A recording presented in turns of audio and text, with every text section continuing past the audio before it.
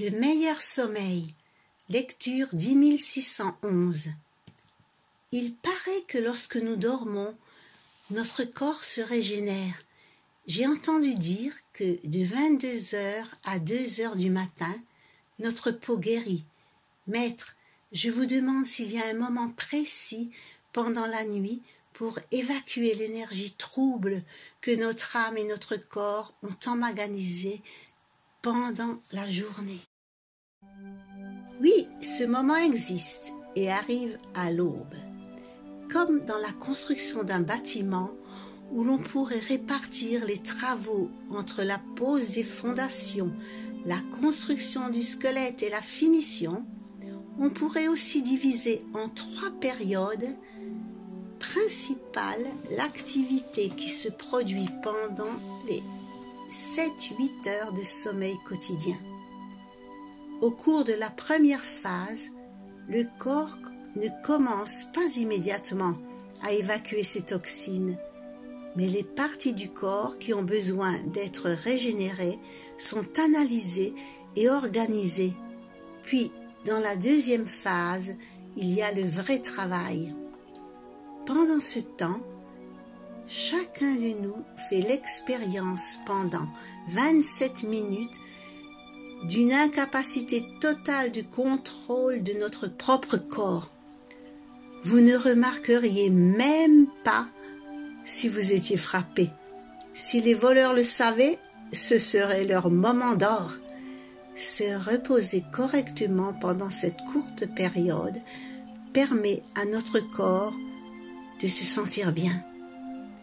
Se réveiller plusieurs fois pendant le sommeil, se lever avec la sensation que vous n'avez pas bien dormi ou pas assez, n'entraînerait pas de problème de santé si seulement vous aviez bien dormi pendant ces 27 minutes.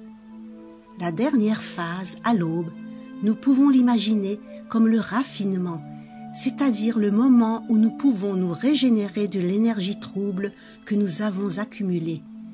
Pendant le sommeil, c'est la nature qui se charge de prendre soin de nous.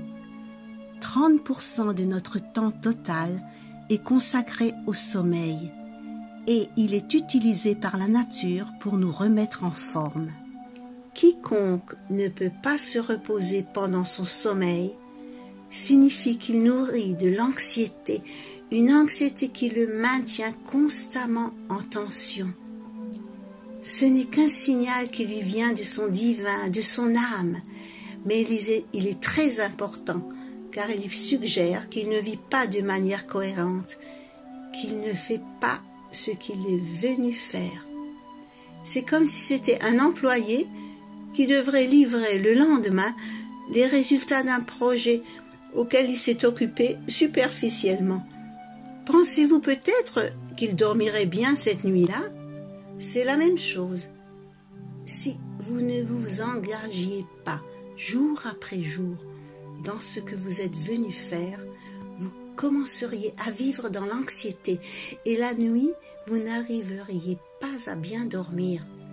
Après un certain temps, continuant à accumuler de l'angoisse, les symptômes de la maladie d'Alzheimer commenceraient à se manifester.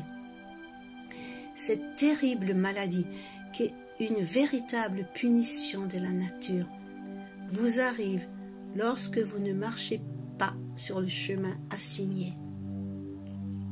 Puisque je vois qu'écouter les lectures vous amuse, continuez dans cette direction et soyez heureux.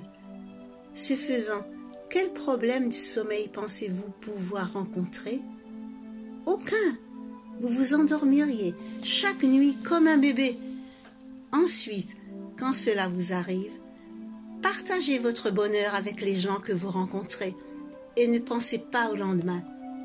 Le lendemain, vous aurez déjà les solutions pour le jour d'après. Laissez les gens qui viennent vers vous vous approcher et laissez-les partir, les gens qui s'éloignent.